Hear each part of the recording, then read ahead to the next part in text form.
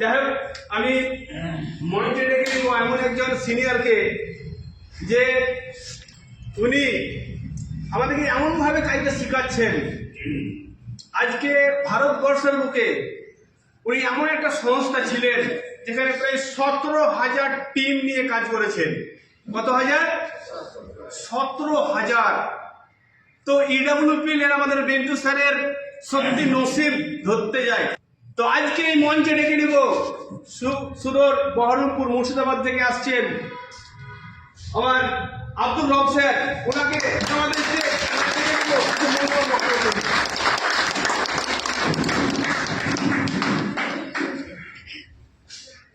Good morning. Good morning. প্রত্যেককে আমার শুভেচ্ছা জানাই। বিশেষত এমডি আলী সাহেব আছেন, ওনাকেও ভক্তি করে শ্রদ্ধা জানাই। আর মঞ্চে উপবিষ্ট যারা আছেন প্রত্যেকেই আমার শ্রদ্ধা ভালোবাসা জানিয়ে আমি দু একটা কথা আপনাদের সঙ্গে শেয়ার করছি।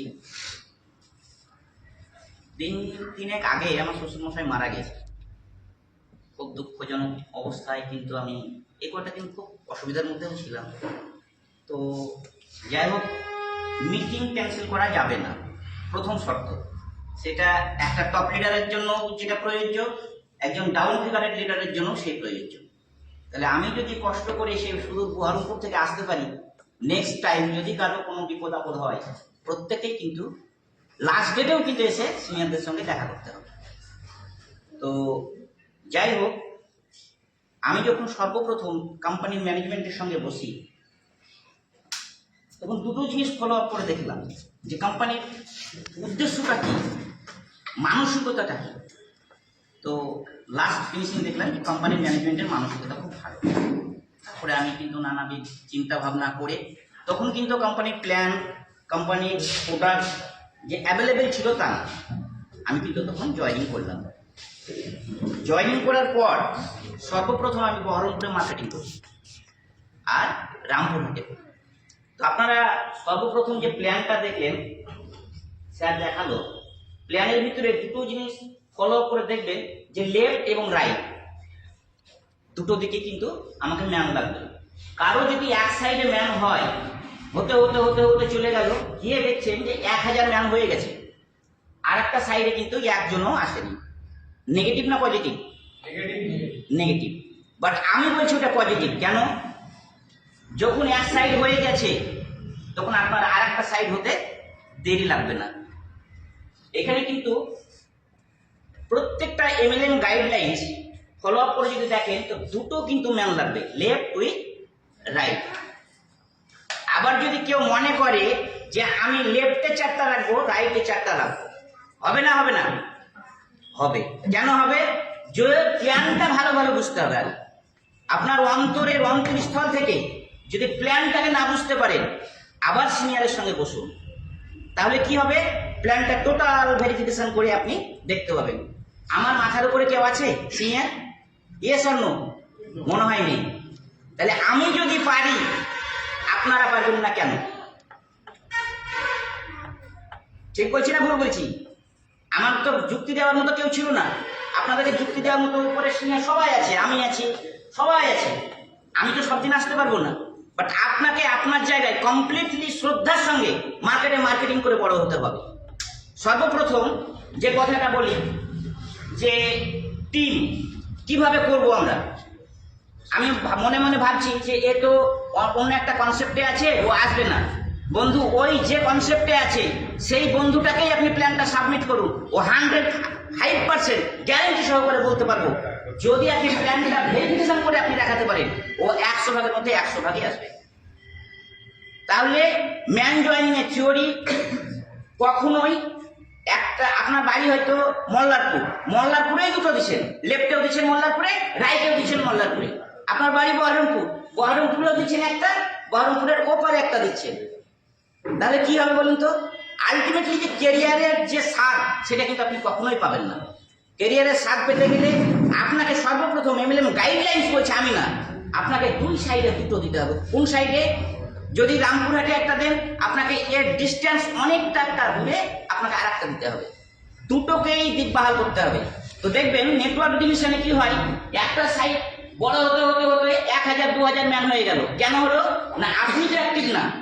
আমার ম্যান একদিকে হয়ে গেছে 1000 ধরুন, আর একদিকে হয়ে গেছে একটা। তার মানে কি আমি নেগেটিভ? আমি কোনো কাজ করতে পারিনি। তো কাজ যারা করবে ফলো আপ করে দেখবে যে নেটওয়ার্ক ডিভিশনে তাদের লেফটে হবে 20টা, আর নয়তো রাইটে হবে 19টা। এইদিকে হবে 22টা, ওইদিকে হবে 26টা, এদিকে হবে 40টা, ওইদিকে হবে 27টা। এইরকম ভাবে যদি রেশিও থাকে আপনি কাজটা করছেন। আর যদি মনে মনে ভাবেন যে আমার একটা সাইডে 1000 হয়ে গেছে আর একদিকে হয়ে গেছে 2টো, তাহলে ভুলবশত ওটা হয়েছে, আপনি কিন্তু আপনার জন্য না, ওখানের কোনো একটা সিনিয়র আছে তার ক্যালকুলেশন ভেরিফিকেশন অনুসারে ওটা কিন্তু হয়েছে। একজন মুচি সারাদিন বসে আছে রোদ্রে, তো নেটওয়ার্ক মার্কেটিং করতে গিয়ে তার এই জুতোর আংটাটা ছিঁড়ে গেছে। তো বলছে যে বন্ধু, এই যে জুতোর আংটাটা ছিঁড়ে গেছে, তুমি এটা একটা লাগিয়ে দাও। আমি তো নেটওয়ার্কার, আমার কাছে বেশি পয়সা নেই, তো আমি তোমাকে ক টাকা দিব? মাত্র 5টা টাকা দিব। তো বলছে 5 টাকা দিয়ে কি হবে রে ভাই? তো বলছে 5 টাকা দিব না, আরো একটা জিনিস শিখিয়ে দেবো, সেটা what is the definition of network marketing. Network মার্কেটিংটা কি এবং কাকে বলা হয় আমি এটা শিখিয়ে দেবো। উনি বললেন যে ভাই, তুমি এই 5 টাকা দিয়ে আমার কোনো কিছু হবে না, তোমার নেটওয়ার্কের ফর্মুলা শুনেও আমার কিছু হবে না। ছেলেটা মন খারাপ করে একেবারে বাড়িতে চলে গিয়ে বসে আছে। তো ওর ওয়াইফ খুব চালাক চতুর, এবং নেটওয়ার্ক ডিভিশনটা এই সাবজেক্টটা ওর ওয়াইফ কিন্তু ভালো জানে। তো ওর ওয়াইফ জিজ্ঞেস করছে যে তুমি এত মন মরা কেন? উনি বললেন যে একজন মুচি, সামান্য একটা মুচি, যার ইনকাম নাই, যার পোশাকের ঠিক নাই, তার আদব কায়দা নাই, তার শিক্ষাগত যোগ্যতা নাই, সেই লোকটা যদি বলে নেটওয়ার্কের দাম নাই, তাহলে নেটওয়ার্কের দাম কোন জায়গায় আছে? বন্ধু, আমি বলি নেটওয়ার্ক যদি মার্কেটিং এ ভালোভাবে আপনি করেন, তাহলে এই সমাজে মূল্য এই নেটওয়ার্ক রাইট। প্রত্যেককে বড় হতে হবে, প্রত্যেককে বড় হওয়ার জন্য কিছু ফর্মুলা আছে নেটওয়ার্ক ডিভিশনের, প্রত্যেককেই জানতে হবে।